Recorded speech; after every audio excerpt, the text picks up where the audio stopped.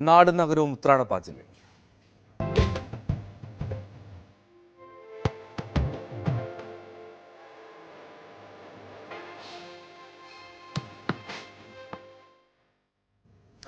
ഉരുൾപൊട്ടൽ ദുരന്തത്തിന്റെ പശ്ചാത്തലത്തിൽ ആഘോഷങ്ങളെല്ലാം വെട്ടിക്കുറച്ചുവെങ്കിലും തിരുവോണത്തെ വരവേൽക്കാനുള്ള അവസാനവട്ട ഒരുക്കത്തിലാണ് മലയാളികൾ. തിരുവോണത്തിന് മുമ്പുള്ള അവസാനത്തെ പകൽ ഓണത്തിന് വേണ്ടതെല്ലാം സ്വരുക്കൂട്ടാനുള്ള പാച്ചിലാണ്.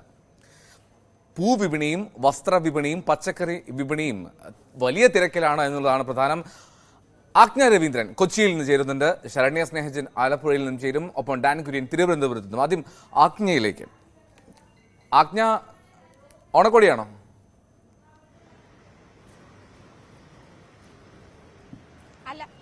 അല്ല, ശരി. എവിടെയുള്ളത് ആജ്ഞ? എറണാകുളത്ത് ഈ പറയുന്ന പോലെ തിരക്കിലേക്ക് വരുന്നത് വൈകിട്ടായിരിക്കും. എങ്കിൽ പോലും ഇപ്പൊ തന്നെ സജീവമായി കഴിഞ്ഞോ വിപണി? എനിക്ക് തോന്നുന്നു പൂക്കടയ്ക്ക് മുന്നിലാന്ന് തോന്നുന്നു.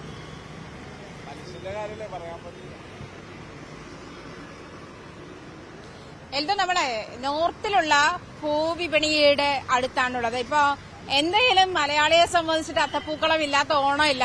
നമ്മുടെ സമത്വസുന്ദര ലോകമെന്ന ചിരകാല സ്വപ്നം, അതാണ് ശരിക്കും പറഞ്ഞാൽ പൂക്കളം റിമൈൻഡ് ചെയ്യുന്നതെന്നാണ് പറയുന്നത്. കാരണം വിവിധ വർണ്ണത്തിലുള്ള പൂക്കൾ ചേർന്ന് ഓരോ പൂക്കളും അതിന്റേതായ ഭംഗിയും ബോർഡറും നിലനിർത്തി പോകുന്ന ഒരു കോൺസെപ്റ്റ്, ബൃഹത്തായ ഒരു കോൺസെപ്റ്റാണ് പൂക്കളത്തിനുള്ളത്. അതുകൊണ്ട് തന്നെ പല വർണ്ണത്തിലുള്ള പൂക്കൾ വേണം പൂക്കളം മനോഹരമാകാൻ.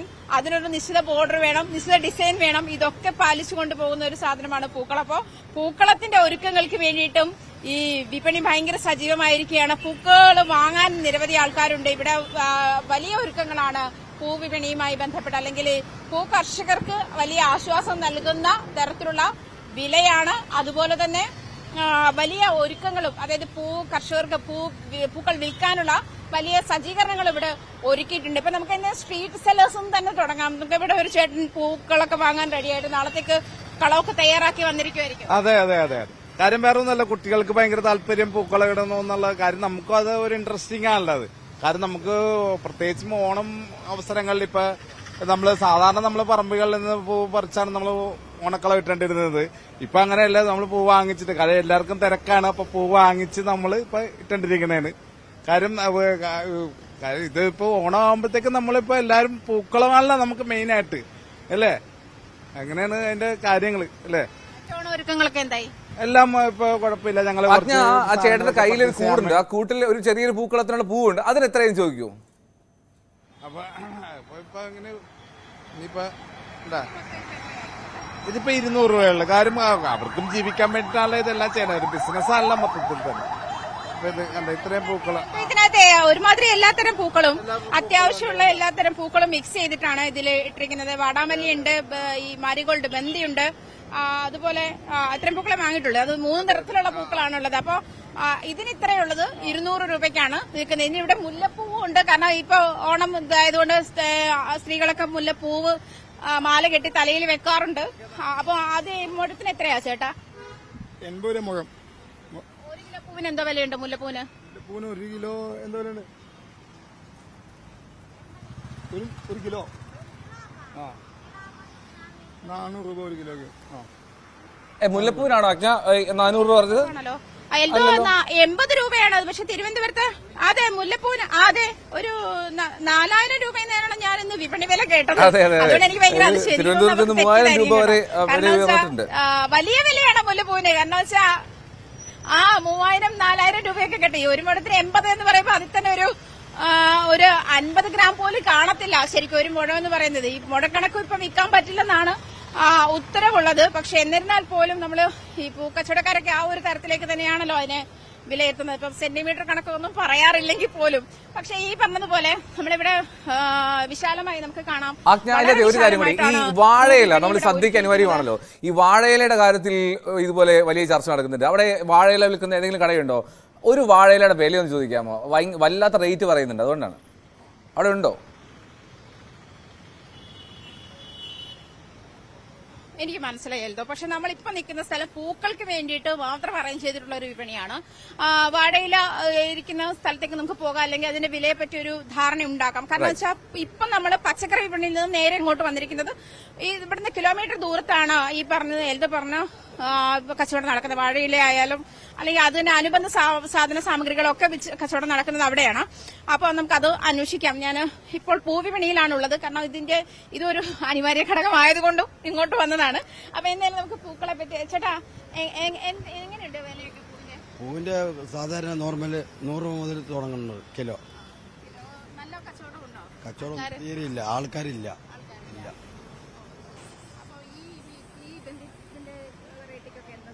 ഇത് 200 രൂപ 300 രൂപ ആ റേഞ്ച് വരുന്നുണ്ട്. റോസ് 200 300 ആ റേഞ്ച്.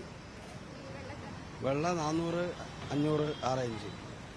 ഓക്കെ, ആജ്ഞ എന്നാലും പൂവിപണിയിലെ റേറ്റ് ചോദിക്കുകയാണ്. അപ്പോൾ ഈ ആജ്ഞ പറഞ്ഞ രീതി അനുസരിച്ചിട്ടാണെങ്കിലേ ഈ തിരുവനന്തപുരത്തുള്ളവർക്ക് കൊച്ചിയിൽ പോയി മുല്ലപ്പൂ വാങ്ങിയിട്ട് മടങ്ങി വരാൻ തോന്നുന്നു. കാരണം കൊച്ചിയിൽ 70 രൂപ 80 രൂപയുള്ള ഒരു മുഴത്തിന്, തിരുവനന്തപുരത്ത് ഒരു മുഴത്തിന് 200 രൂപയാണ്, കിലോയ്ക്ക് ഏതാണ്ട് 3000 രൂപയും. അപ്പോൾ ഉറപ്പായും എനിക്കൊരു കാർ എടുത്ത് പോയാലും ലാഭകരമായിരിക്കും കൊച്ചിയിൽ പോയി മുല്ലപ്പൂ വാങ്ങാൻ. ഞാൻ ആലപ്പുഴയിലേക്ക് പോവുകയാണ്. അവിടെ മുല്ലയ്ക്കൽ തെരുവിൽ നിന്ന് ശരണ്യ സ്നേഹജൻ ചേരുന്നുണ്ട്. ശരണ്യ, ഓണാശംസകൾ ശരണ്യ. ഉത്രാടത്തിന്റെ പാച്ചിലേക്ക് മലയാളികൾ എത്തുവാണല്ലോ. അപ്പോൾ എങ്ങനെയാണ് ആലപ്പുഴയിലെ മുല്ലയ്ക്കൽ തെരുവിലെ ഒരു വേഗതയൊക്കെ വന്നു തുടങ്ങിയോ ആ പാച്ചിലിന്?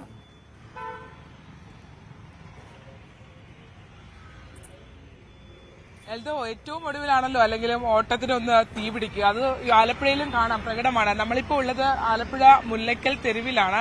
എന്തായാലും പ്രേക്ഷകർക്ക് എല്ലാവർക്കും എൽദോയ്ക്കും ഞങ്ങളുടെ ഓണാശംസകൾ അറിയിക്കുകയാണ്.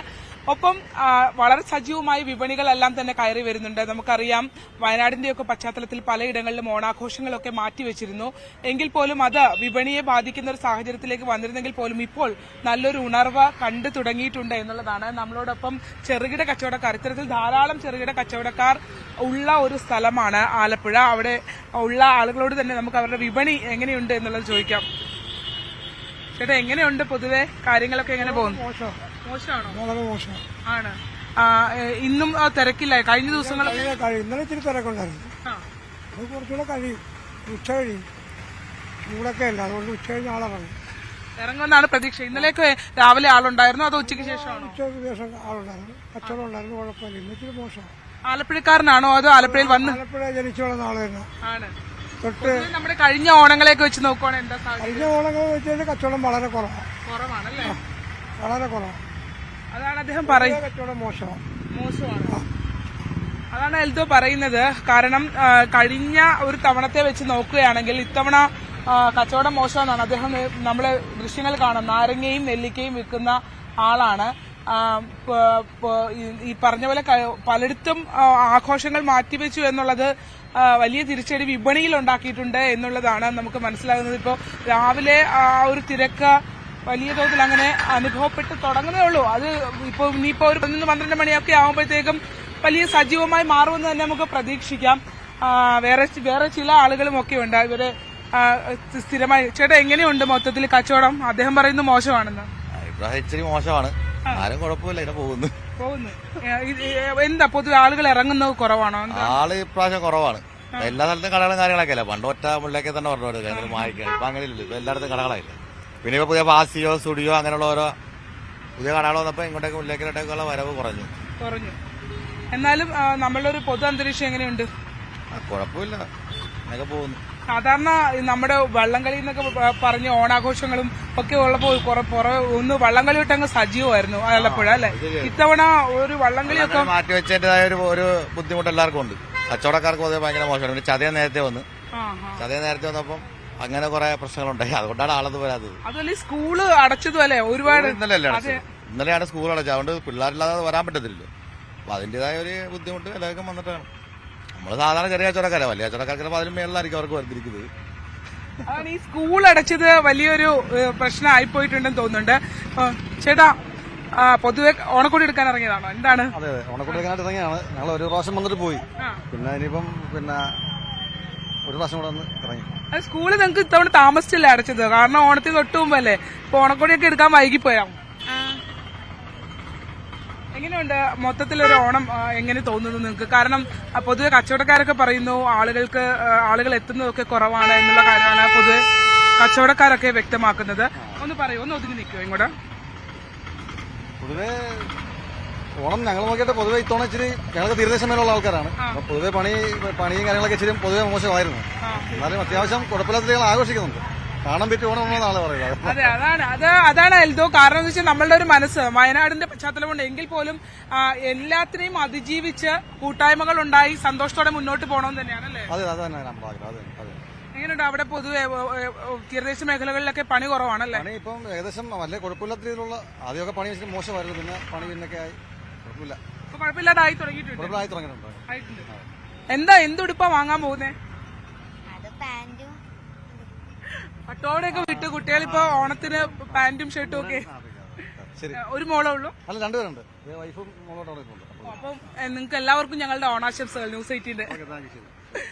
അതാണ് സ്കൂൾ അടച്ചത് കുട്ടികളെയും കൊണ്ട് ഇറങ്ങുന്ന രക്ഷകർത്താക്കൾക്ക് ഇറങ്ങാൻ കഴിയാത്തൊരു സാഹചര്യം ഉണ്ടായിരുന്നു. ഇന്നലെ ആയിരുന്നു എൽദോ ഇവിടെ പലയിടത്തും ഓണാഘോഷമൊക്കെ നടന്നത്. ചേച്ചി, എങ്ങനെയുണ്ട് ഓണം? സന്തോഷമാണ്. അതെ, ഈ നമ്മളിപ്പോ കാണുന്ന കൂടുതലും രക്ഷകർത്താക്കള് കുട്ടികളുമായിട്ട് ഇറങ്ങുന്ന കാഴ്ചയാണ് നമ്മൾ കാണുന്നത്. ഈ സ്കൂൾ നമുക്ക് പെട്ടെന്ന് കേൾക്കുമ്പോൾ ഒന്നും തോന്നില്ലെങ്കിൽ പോലും ഇതൊരു യാഥാർത്ഥ്യമാണ്. അതായത് ഈ സ്കൂൾ അടയ്ക്കാനൊക്കെ വൈകുന്നതല്ല, പൊതുവെ ഇത്തവണത്തെ ഓണത്തിന്റെ സ്ട്രക്ചർ അറിയാലോ, കുറച്ചങ്ങ് വൈകിയാണ് ഓണം വന്നിരിക്കുന്നത്. ചതയം അതിന് മുമ്പ് തന്നെ കടന്നുപോയി. അതുകൊണ്ട് തന്നെ ഈ സ്കൂള് ഇന്നലെയാണ്, മിക്ക സ്കൂളുകൾക്കും ഇന്നലെയാണ് അവധിയൊക്കെ ലഭ്യമായി തുടങ്ങിയത്. അതുകൊണ്ട് തന്നെ കുട്ടികളുമായി പുത്തനുടുപ്പൊക്കെ എടുക്കാൻ ഇറങ്ങുന്ന ആളുകൾ ഇന്നാണ് കുറെ കൂടെ വസ്ത്ര വിപണിയിൽ അത്യാവശ്യം തിരക്കുകൾ ഉണ്ട് എന്നുള്ളതാണ്. രാവിലെ മുതൽ തന്നെ അങ്ങനെ ഉണ്ട് എന്ന് തന്നെയാണ് നമുക്ക് തോന്നുന്നത്. നമ്മളൊരു പച്ചക്കറി കച്ചവടം നടത്തുന്നവരടുത്താണ് നമ്മളിപ്പോൾ എത്തിയിട്ടുള്ളത്. ഒന്ന് ചോദിക്കട്ടെ എൽദോ ചേട്ടാ, എങ്ങനെയുണ്ടാ ഇത്തവണ? മോശമാണ് കച്ചവടം. മോശമാണ്, എല്ലാവരും ഇത് തന്നെയാണല്ലോ പറയുന്നത് മോശമാണെന്ന്. എന്താ അവസ്ഥ? എന്താ അവസ്ഥ? വളരെ മോശമാണ്. കഴിഞ്ഞ കൊല്ലത്തിന്റെ പകുതി കച്ചവടം ഇല്ലാതാ. ഇല്ല. അതെ. അത് മുല്ലക്കൽ മാത്രമാണോ അതോ മുല്ലക്കൽ ടൗണ് വെച്ച് മാത്രമല്ല, പൊതുവെ അല്ലാതെ തന്നെ കച്ചവടം മോശമാണെന്നുള്ളതാണ്. എങ്ങനെയുണ്ട് പച്ചക്കറിയുടെ വിലയൊക്കെ? എങ്ങനെയുണ്ട്? വിലയൊക്കെ ഇച്ചിരി കൂടുതലാണ് ഇപ്പൊ. ഓണമല്ലേ. വെണ്ടയ്ക്ക് എത്ര? ഇത് പടവില എത്രയായിരുന്നൊക്കെ? നമുക്ക് ആളുകളോട്, വാങ്ങുന്ന ആളുകളോട് തന്നെ ചോദിക്കാം. ചേട്ടാ, എങ്ങനെയുണ്ട് പൊതു പച്ചക്കറിയുടെ വിലയൊക്കെ? എങ്ങനെ കൂടുതലായിട്ട് തോന്നുന്നുണ്ടോ? പച്ചക്കറിക്ക് പഴയതനുസരിച്ച് വില കുറവാണ്. പിന്നെ ഏത്തക്കൊക്കെ 50 രൂപയല്ലേ, മറ്റേ 100 രൂപയ്ക്ക് മേളിലൊക്കെ വന്നിട്ടുണ്ട്. ആലപ്പുഴയിൽ റീസണബിൾ റേറ്റിൽ തന്നെയാണ് എല്ലാം പോകുന്നത്. അല്ല, പിന്നെ പലരും പല വില വാങ്ങിക്കുന്നുണ്ട് പലയിടത്തും. എന്നാലും പഴയതിനും വില കുറവാണ്. മൊത്തത്തിലും നോക്കുവാണെങ്കിൽ വില കുറവാണ്. എല്ലാ വർഷത്തിലൊക്കെ പച്ചക്കറിക്ക് ഒരുവിധം വില കുറവാണ്. പച്ചക്കറിക്ക് വില കുറവാണ് എന്നുള്ളതാണ് പറയുന്നത്. പക്ഷേ രാവിലെ ആളുകളോട് സംസാരിക്കുമ്പോഴത്തേക്ക് അവർ പറയുന്നത് കേൾക്കുമ്പോൾ ഒരു സങ്കടമുണ്ട്. കാരണം കച്ചവടം പൊതുവെ മോശമാണ് എന്നുള്ളതാണ് എൽദോ പലരും പറയുന്നത്. അത് കേൾക്കുമ്പോൾ ഒരു സങ്കടം, കാരണം എല്ലാവരും ജീവിച്ചു പോകണ്ടേ. അതെ, എന്തായാലും അതെ പറഞ്ഞ പോലെ ഈ കാണാൻ പറ്റും ഓണം ഉണ്ണണം എന്നുള്ള ഒരു ഇതാണല്ലോ മലയാളികൾക്കുള്ളത്. അപ്പോൾ അതാണ് എന്തായാലും ഇപ്പോൾ ശരണ്യ നിൽക്കുന്ന മുല്ലക്കൽ തെരുവിൽ കച്ചവടം കുറവാണെന്ന് പറയുന്നു. ഇല്ല, വൈകിട്ടാകുമ്പോഴേക്കും തിരക്കൊക്കെ വരുമെന്ന് അവരോട് പറഞ്ഞ് നമുക്ക് നല്ലൊരു ഓണാശംസയൊക്കെ പറഞ്ഞ് പിരിയാം. അപ്പോൾ താങ്ക് യു ശരണ്യ. നമ്മൾ വീണ്ടും ആജ്ഞയിലേക്ക് ഒരിക്കൽ കൂടി പോവുകയാണ്. ആജ്ഞ കൊച്ചിയിൽ തുടരുന്നുണ്ട്. ആജ്ഞ, പൂക്കളമിടാനുള്ള ഒരുക്കത്തിൽ തന്നെയാണോ ആജ്ഞ ഇപ്പോഴും?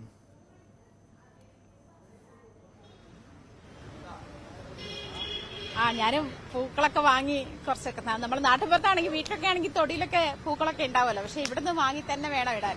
ഇതിപ്പോ എൽദോ കാണാമല്ലോ, ഇപ്പം ഇതിന് 400 രൂപയാണ്. അപ്പം ഇത് നമുക്ക് പൂക്കളത്തിന് അത്യാവശ്യം വേണ്ട ഒരു നിറമാണ്.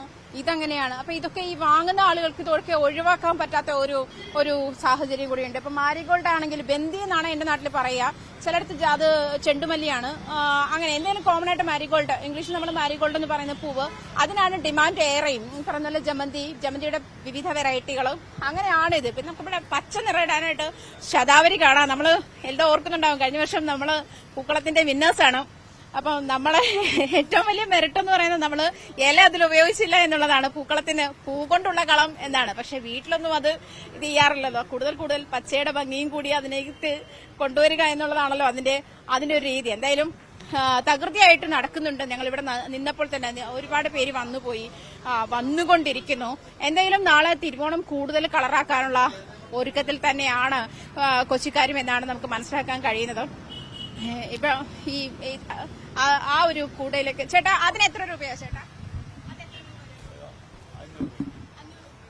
500 രൂപയ്ക്കുള്ള പൂവാണ് ആ കൂടയിലേക്ക് ഒരു കിറ്റ് നിറയെ വാരിയിടുന്നത്. 500 രൂപയ്ക്കുള്ള പൂവാണ്. എന്തായാലും പൂക്കളും ഉണ്ടാക്കാനും മോശമല്ലാത്ത ചിലവ് എന്തായാലും ഓണക്കാലത്ത് ചെലവാക്കേണ്ടി വരുമെന്നുള്ളതാണ്. ചേച്ചി പൂക്കളത്തിനുള്ള ഒരുക്കത്തിലായിരിക്കും.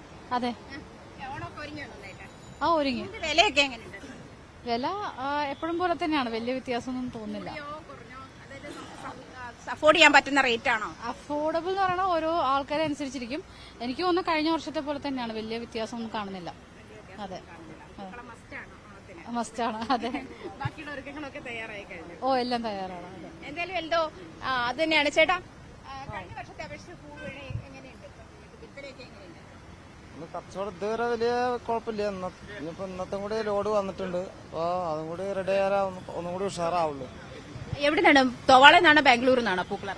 ബാംഗ്ലൂരിൽ നിന്ന് വരുന്നുണ്ട്, തമിഴ്നാട്ടിൽ നിന്ന് വരുന്നുണ്ട്, കോയമ്പത്തൂര്, ഈ 2 സ്ഥലത്ത് നിന്ന് വന്നോണ്ടിരിക്കുന്നു.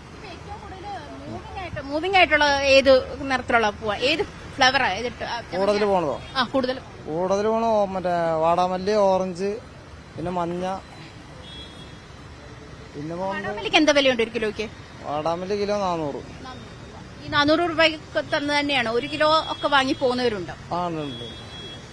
എന്തായാലും പൂക്കളമൊക്കെ നല്ല പൈസ ചെലവുള്ള സാഹചര്യമാണ്. മലയാളികൾ വർഷങ്ങളായി നേരിടുന്നതുമാണ്. എന്നാലും നമ്മുടെ വീട്ടിലൊക്കെ പൂ വളർത്തുക എന്നുള്ളത് തന്നെയാണ് ഏറ്റവും നല്ല സൊല്യൂഷൻ. എന്നാലും ആജ്ഞ തൽക്കാലത്തേക്ക് ഞാനൊന്ന് ഇടപെടുകയാണ്. നമ്മളിനി തിരുവനന്തപുരത്തേക്ക് കൂടി ഒന്ന് പോകേണ്ടതുണ്ട്. തിരുവനന്തപുരത്തെ ആ മുല്ലപ്പൂവിന്റെ വില കേട്ടാൽ ഞെട്ടും. അപ്പോൾ താങ്ക് യു ആജ്ഞ. കൊച്ചിയിലെ ഉത്രാടപ്പാച്ചിലെ വിവരങ്ങളാണ് ആജ്ഞ നൽകിയത്.